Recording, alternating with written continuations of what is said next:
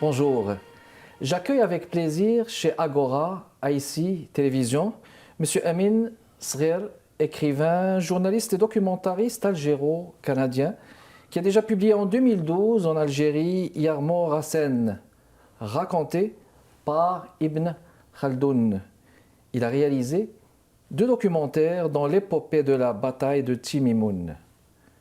Revenir entier, un appelé dans la guerre contre le terrorisme islamiste en Algérie et son récent roman publié chez les éditions de l'Apothéose.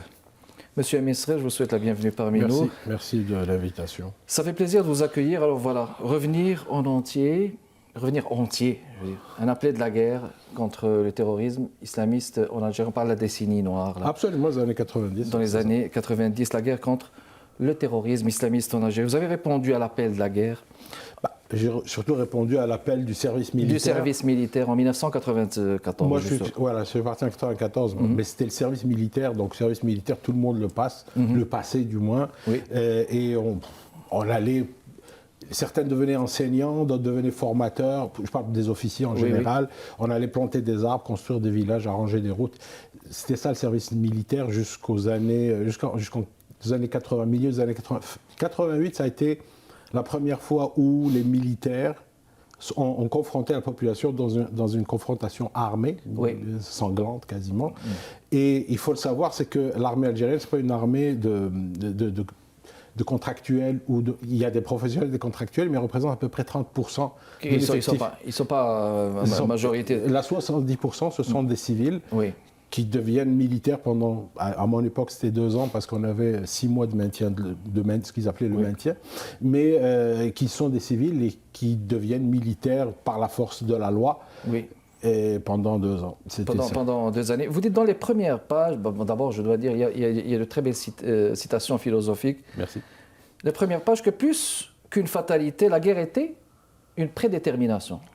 Dans quel sens? En fait, ce qui s'est passé, c'est qu'on a d'abord la période 88 où le système politique algérien, à défaut de répondre aux demandes sociales, économiques de la population, parce qu'il ne faut pas oublier qu'on passait par une grosse crise financière qui a commencé à peu près en 86. Donc au lieu de répondre à ces demandes-là, des exigences, les gens demandaient à avoir des approvisionnements réguliers, avoir des logements, etc. Donc dans cette impossibilité-là, il est parti vers une ouverture politique. Ça ne veut pas dire que les gens ne voulaient pas cette ouverture politique, mais clairement, elle s'est faite dans des conditions très très floues. On ne comprenait pas exactement qu'est-ce qu'on allait faire avec ça. Et rapidement, on a vu l'émergence d'extrêmes dans les idées, dans les pensées, etc. Et notamment les islamistes qui, eux, étaient prêts, parce qu'ils étaient là depuis les années 80, étaient prêts à prendre le pouvoir et donc s'organiser en parti politique et prendre le pouvoir. Et cette tension qui s'est installée dans la société assez vite, on avait juste l'impression que quand est-ce que ça allait arriver? Pas si ça allait arriver, quelque part tout le monde le ressentait, mais quand est-ce que ça va arriver? Et finalement, c'est arrivé de la manière la moins intéressante, j'ai envie de dire, parce que les islamistes ont montré rapidement leur volonté de prendre le pouvoir de manière violente. Il ne faut pas oublier que là, on arrive en 92. 92, oui. C'est ça, 92, avec ce qu'on a appelé en Algérie l'arrêt du processus électoral, qui était en fait un coup d'État. On a arrêté un processus qui devait permettre aux islamistes de prendre le pouvoir. Mais déjà, on avait des prémices de leur volonté de prendre le pouvoir de manière violente. Oui. Et il y a eu des cas, moi je me souviens, j'étais jeune journaliste en 90, un des gros reportages sur lesquels on m'a envoyé, c'était un accrochage entre un groupe islamiste et des gendarmes. Il y a eu 2 morts, un islamiste et un gendarme. Oui. Et ça s'est passé dans un hameau complètement oublié par la civilisation.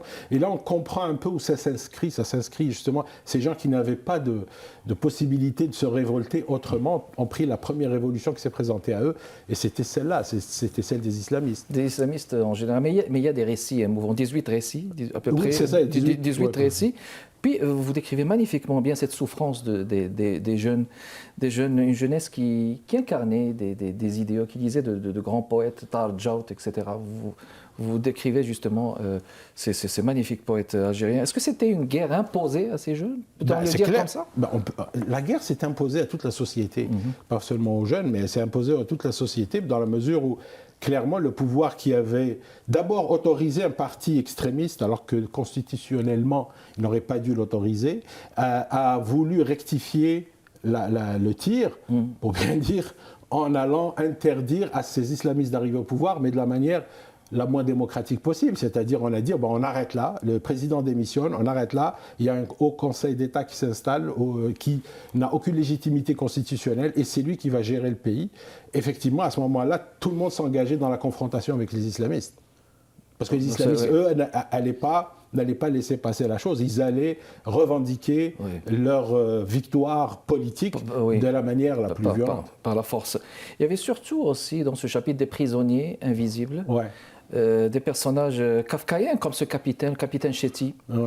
Que vous décrivez. Juste une petite parenthèse, M. Bekkara, c'est que les noms, je me souviens très bien des noms, mais je les ai changés volontairement. Vous les avez changés, donc on va le mentionner. On va l'appeler Chilti. Exactement.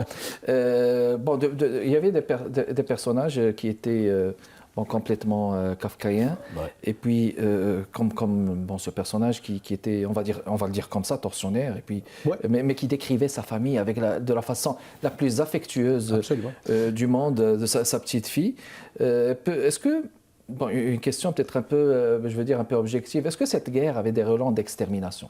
Non, elle n'avait pas de relents d'extermination. Il ne faut pas oublier que ce sont des Algériens contre des Algériens qui s'affrontaient.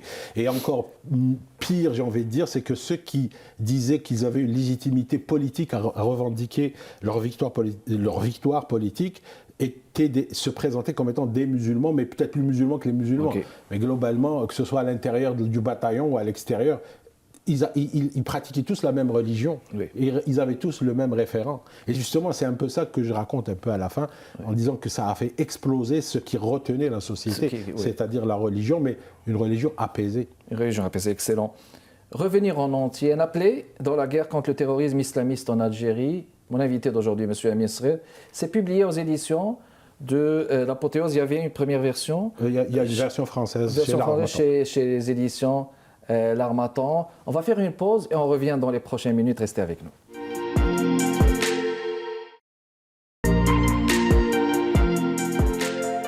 De retour avec vous, mesdames et messieurs, chez Agora. J'accueille M. Amin Srer.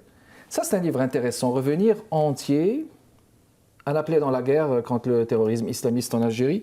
On va appeler ça un récit, un témoignage. Ce sont des récits, oui. Ce sont des récits, justement, de cette période de la guerre qu'on disait la décennie noire à l'époque. Dans le chapitre Embuscade. Embuscade, vous dites que c'est un piège qu'on se tend à soi-même. Oui, parce qu'en fait, ce qui se passait, on a pris des gens, comme je disais, qui étaient juste des gens qui allaient passer leur service militaire. Ce ne sont pas des guerriers, ce ne sont pas des combattants aguerris, formés à ce genre de choses. Et puis, au fur et à mesure, on voyait aussi que l'armée s'adaptait à cette guérilla-là. Il faut dire une réalité, c'est que la période 93 à peu près jusqu'en 96-97, on tâtonnait énormément, il y avait beaucoup de brouillons. L'armée ne savait pas comment gérer cette situation-là. On apprenait sur le tas au fur et à mesure. Et on se tend ce piège à soi-même parce que, on connaît la route. Là où se passe l'embuscade, on la connaît. Cette route, on la connaît très bien. Je raconte dans un chapitre qu'on était déjà passé, on avait retiré des bombes qui étaient des mines, en fait, qui étaient posées sur le chemin. La deuxième chose, c'est qu'en traversant cette route-là, plusieurs fois, j'avais entendu des officiers, qui eux étaient des vrais militaires, des gens aguerris, disaient, le jour où on nous fera une embuscade, ce sera ici qu'on va nous la faire. Parce que la configuration topographique faisait qu'on pouvait se cacher, on pouvait se planquer, on pouvait cacher des armes, etc. Et c'est comme ça que cette embuscade-là a eu lieu. Et surtout que sur une route hyper connue. Il y avait un détachement qui n'était pas loin du PC. Et qu'on traversait cette route-là, je ne sais plus combien de fois je suis allé en aller-retour là-dessus. Des navettes, oui. Exactement. Et c'est à cet endroit-là que se fait cette embuscade-là de bon matin contre un petit convoi de 3 camions qui ramenaient les gens au PC. Certains devaient faire leur papier parce qu'ils venaient d'arriver. D'autres partaient, terminaient leur période et donc il fallait faire leur papier aussi. Donc c'était vraiment quelque chose d'assez terrible. Ce n'était pas un convoi qui allait en opération, c'était vraiment une mission de routine tout à fait ordinaire, de ravitaillement et de paperasse. Et donc c'est là-dedans qu'on a 16 jeunes qui se font tuer. Et à l'intérieur, donc il y a tout. Il il y a des bleus, ce qu'on appelait les bleus, c'est ceux qui venaient d'arriver, ceux qui allaient terminer, des actifs aussi, des contractuels, des militaires aguerris, et puis aussi 15 blessés. Mais là-dedans aussi, ce qui est terrible pour des militaires, c'est qu'on voit que les groupes terroristes vont s'armer grâce à cette opération-là et récupèrent des armes, des kalachnikovs, des mitrailleuses et une quantité incroyable de munitions. Donc c'est comme si qu'ils se repréparaient à quelque chose. Donc ça nous engage, nous, c'est-à-dire quel que soit le travail qui est fait pour sécuriser la région, finalement on se crée un nouveau danger qu'il faudra affronter à un moment ou à un autre. Oui, exactement. J'arrive à ce titre démocratie vers Kaki. On ne pourrait pas nous dire qu'il n'y a pas de démocratie dans l'armée. Ça, c'est peut-être un commandant qui a dit ça. Là. Ça me paraît comme une manipulation dans cette citation. Non, en fait, c'était une surprise. C'était une surprise pour tout le monde. Parce que, il faut remettre les choses dans leur contexte. En 95, ça faisait donc 92 coup d'État, 95 on fait des élections présidentielles, des élections qui ne sont pas forcément voulues tout de suite par le pouvoir en Algérie, mais à l'époque, on avait un président, un chef d'État avant qu'il devienne président, qui s'appelait, c'était un général, qui s'appelait général Zerouel, qui lui était convaincu qu'il fallait redonner des institutions au pays, parce qu'il n'en avait plus. Il n'y avait plus d'assemblée élue, il n'y avait plus de constitution en fonction, et il n'y avait plus de chef d'État élu, donc il fallait redonner des institutions, et la seule manière, c'était de passer par des élections. Première institution qu'on allait reconstituer, si on veut, c'est le président, l'institution présidentielle, et puis là-dedans, il y a 3 autres candidats qui viennent participer à ça. C'est la première fois qu'on a des élections pluralistes en Algérie. Et la réalité fait qu'on veut, avec ces élections-là, briser la malédiction qui nous poursuit. Parce que depuis qu'on a parlé de démocratie en 88, il n'y a eu que des problèmes. Il y a eu des problèmes économiques et sociaux, mais ils se sont accompagnés d'une crise sécuritaire incroyable avec des dizaines et des dizaines de morts, des gens exilés, déplacés, etc. Fait que cette élection-là était comme un signal, un message de la population pour dire, parce que, les islamistes ont toujours dit, nous avons la légitimité des élections, et là, on a cette couverture politique, donc on ne fait que revendiquer notre droit à reprendre là où on s'est arrêté, et à partir de là, cette légitimité-là aurait été partagée par la population. La réalité des élections de 1995 nous a juste dit, la population ne voulait plus de la guerre, ne voulait plus cautionner d'une manière, par le silence, la revendication islamiste, et l'élection en elle-même est devenue une véritable fête, c'est-à-dire que les gens étaient dans la rue quand les résultats sont sortis, et on s'en fichait qui était élu. L'essentiel, c'est que les élections se sont bien passées. Voilà. Et le plus important, c'est que, pour des raisons vraiment logistiques, je me suis retrouvé à organiser ces élections-là à l'intérieur d'une unité militaire, et Dieu sait que, dans mon esprit, il fallait que ces élections se déroulent de la meilleure manière possible. C'est-à-dire qu'on ait le résultat réel, que les gens qui se sont exprimés donnent vraiment leur voix. Et je me suis organisé, on ne va pas dire comment je me suis organisé pour que justement je sois sûr que ce qui sortira des urnes est la véritable expression des militaires qui ont voté. D'accord. Au fil de cette résistance, justement, comme appelé de guerre, justement, comment est-ce que vous voyez l'aboutissement de cette guerre? Est-ce qu'il y avait un tunnel? Est-ce que vous voyez le bout du tunnel? Est-ce qu'il y avait de l'espoir? Clairement, quand on était à l'intérieur, et parce que justement, il y avait des morts partout. Moi, j'étais militaire, mais il y avait des morts partout, dans les rues, dans les villages. À l'intérieur de ce moment-là, c'est juste s'en sortir, c'est-à-dire en finir avec la guerre. S'en sortir vivant, revenir entier. Ça, c'est essentiel.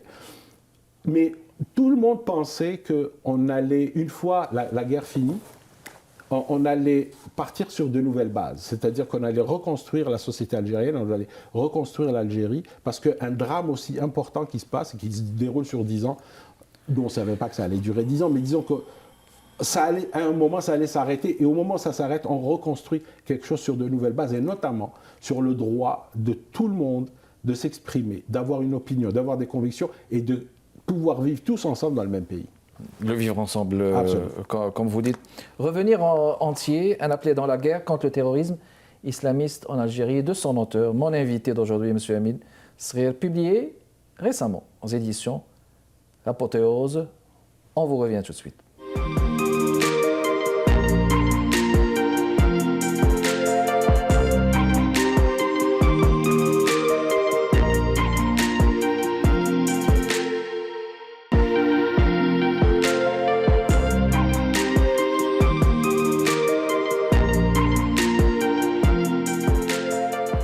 toujours avec vous, mesdames et messieurs, Kamal Benkiran, de chez Agora, ici Télévision.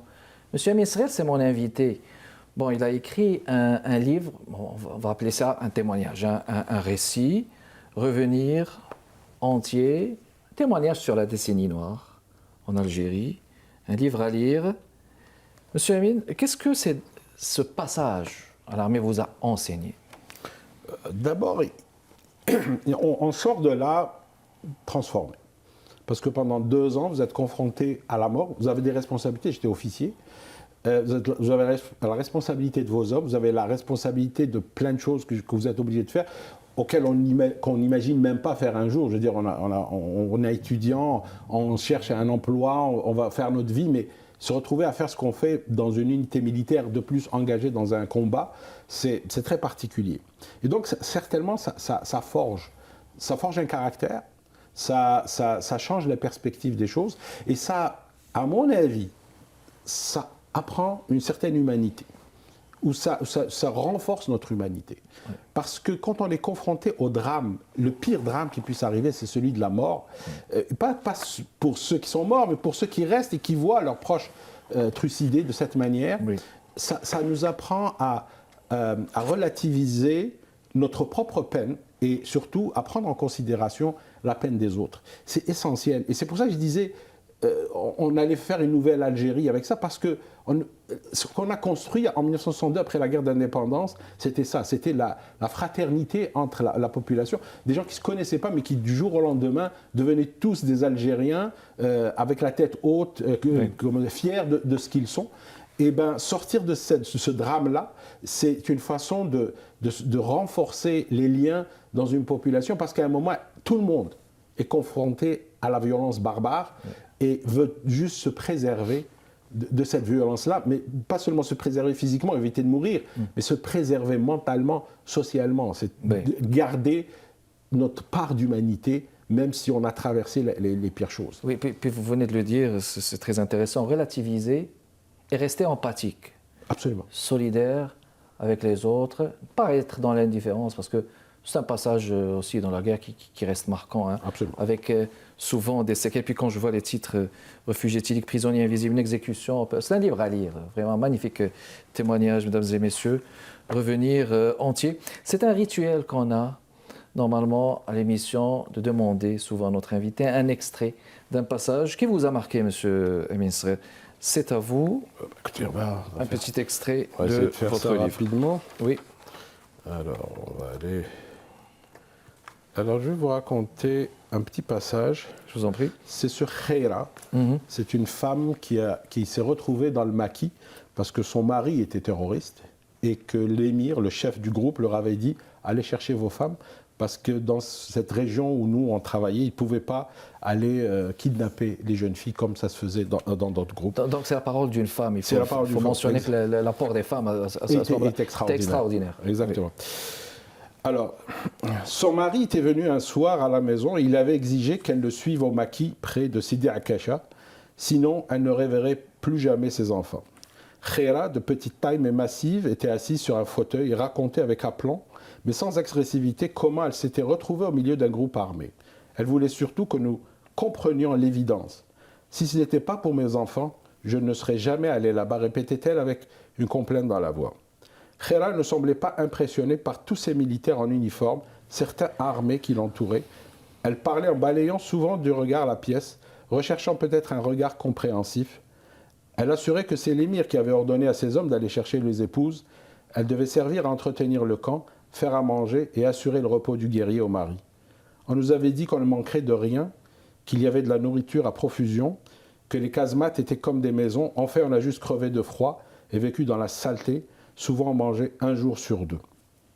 Magnifique. Alors, on parlait de l'apport des femmes, de l'apport des jeunes, mais une magnifique résilience aussi de la société algérienne jusqu'à date. Quel est votre message aujourd'hui, monsieur Amin Srer? Le message, je pense que c'est un peu le sens de ce livre-là.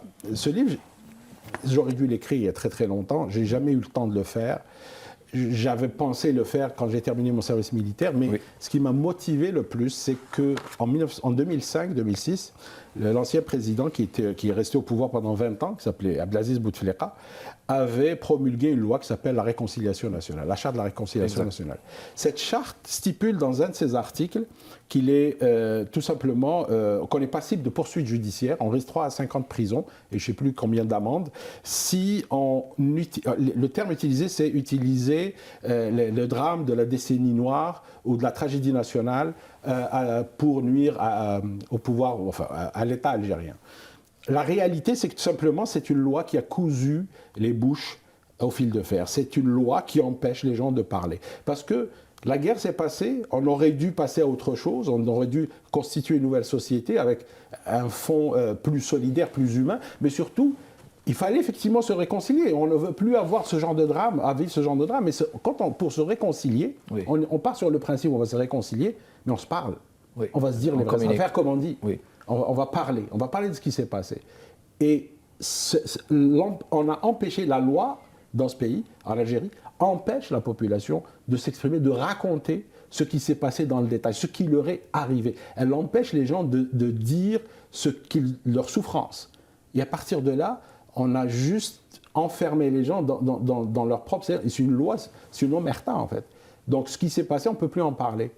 Et comment tu vas reconstituer, comment tu vas te constituer en société résiliente justement, capable de se dépasser, capable d'avancer, si tu l'empêches de parler. Et c'est pour ça que le livre, il se situe dans cette position-là, c'est-à-dire, moi je peux parler parce que je ne suis pas là-bas, je ne risque aucune poursuite ici, je peux me permettre de le faire parce qu'on a des institutions qui nous aident. Moi, s'il n'y avait pas eu une bourse du Conseil des arts du Canada, je n'aurais jamais eu le temps de l'écrire. Donc, fait que, et puis on peut s'exprimer, on peut parler, on peut dire ce qui se passe. C'est une petite voix à l'intérieur de cet océan-là, mais j'espère qu'elle aura cet impact-là de dire, c'est une bonne idée finalement. Peut-être ça pourrait réveiller d'autres personnes qui vont se dire, qui vont écrire, peut-être qui vont s'exprimer. Exactement. Et là, on pourrait peut-être faire cette réconciliation-là de manière plus effective en se parlant. En passant à l'acte d'écrire, vous le dites là dans les 2 dernières lignes, ce livre se veut un témoignage inédit sur un conflit, sans images, érigé en tabou et dont les témoins sont interdits de parole. Alors vous êtes passé à l'acte de parole. Revenir entier de mon invité de ce jeudi chez Agora, un appelé dans la guerre contre le terrorisme islamiste en Algérie. Il faut mentionner les dates, 1994, 1996. C'est tout le temps qu'on avait. Merci beaucoup d'avoir répondu à notre invitation, M. Amin Srel. Merci de votre continuel intérêt, mesdames et messieurs. Kamal Benkiran, avec vous, chez Agora, ici Télévision. Prochain rendez-vous, jeudi à 15h30. Merci de votre fidélité. Au revoir.